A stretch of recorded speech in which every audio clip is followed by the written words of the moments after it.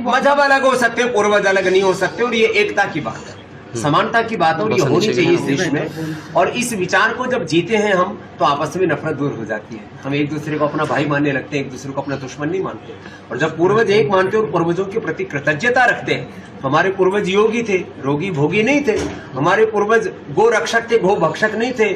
हमारे पूर्वज अपनी मातृभूमि से प्यार करते थे, मातृभूमि के साथ द्रोह करने की कोई सोच भी नहीं सकता।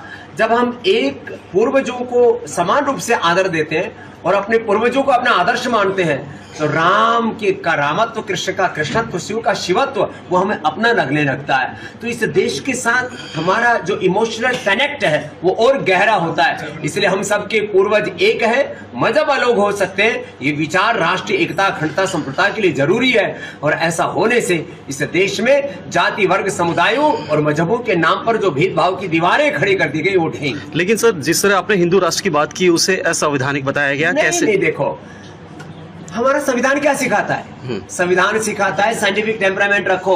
तो ये साइंटिफिक टेम्परामेंट है कि हम सबके पूर्वज एक हैं। देश का संविधान हमें सिखाता है राष्ट्र की एकता, अखंडता, संप्रभुता और राष्ट्र की समृद्धि को, राष्ट्र के हित को हम सर्वोपरि रखें। तो जब हम एक दूसरे के साथ एक होकर के जिएंगे, और हिंदुत्व ये कोई मजहबी भाव नहीं है। जो हिंदुस्तान में पैदा वो हिंदुस्तानी है। अब मैं दूसरे शब्दों में कहूँ, हम सब भारतीय हैं, इसमें कोई दिक्कत है क्या?